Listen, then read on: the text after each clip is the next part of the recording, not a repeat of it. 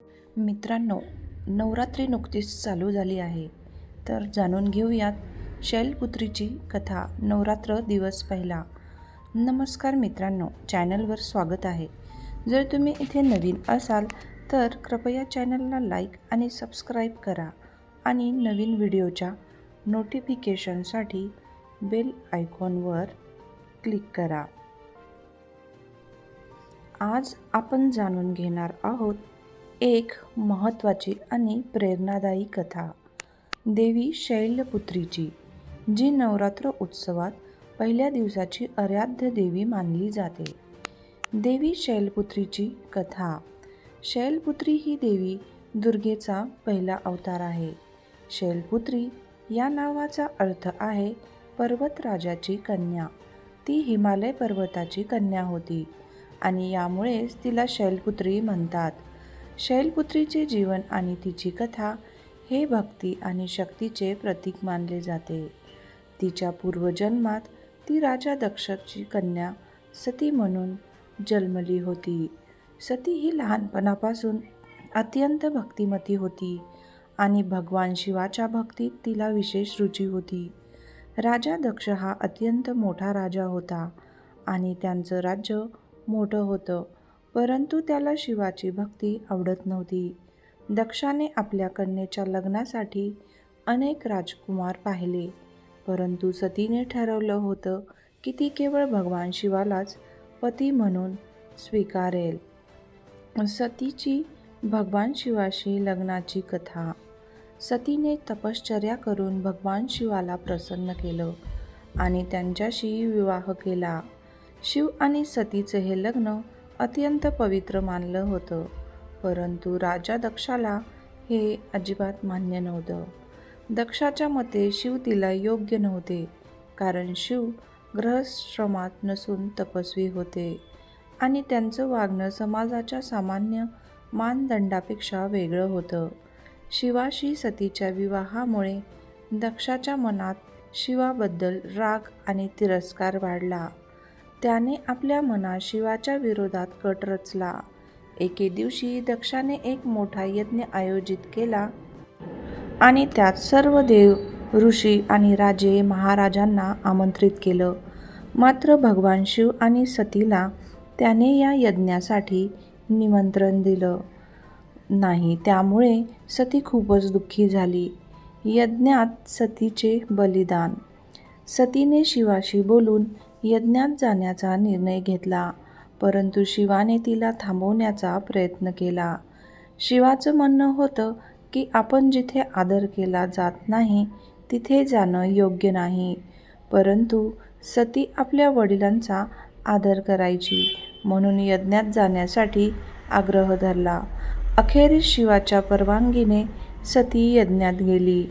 यज्ञात पोहोचल्यावर सतीनं पाहिलं की तिचं आणि शिवाचं तिथे काहीच स्वागत झालं नाही. उलट तिचे वडील दक्ष शिवाचा अपमान करत होते. दक्षाने शिवाविषयी अपमानास्पद शब्द वापरले. आपल्या पतीचा असा अपमान सहन न झाल्यामुळे सती खूप संतापली.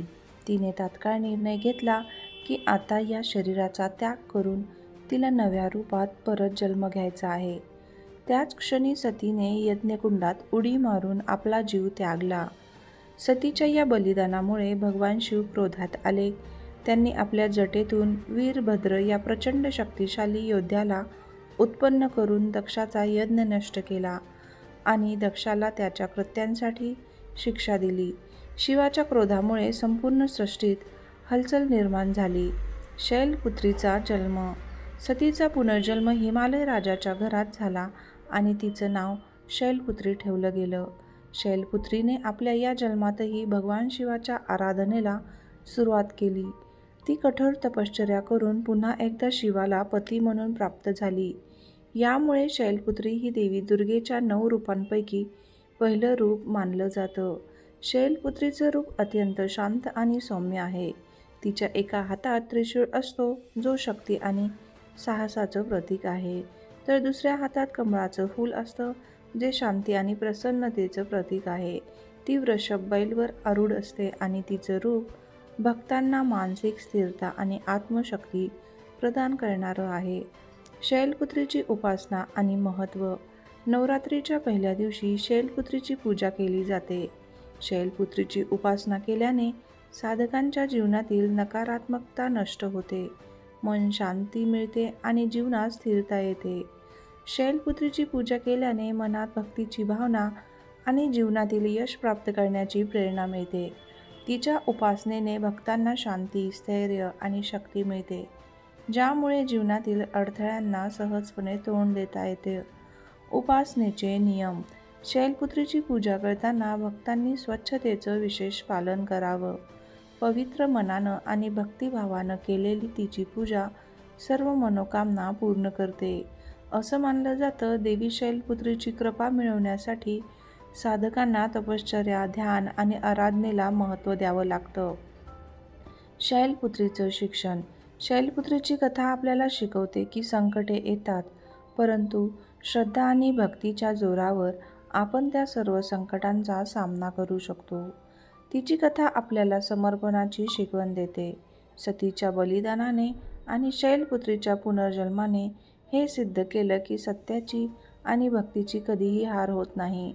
मित्रांनो, देवी शैलपुत्रीची ही कथा खूप प्रेरणादायी आहे.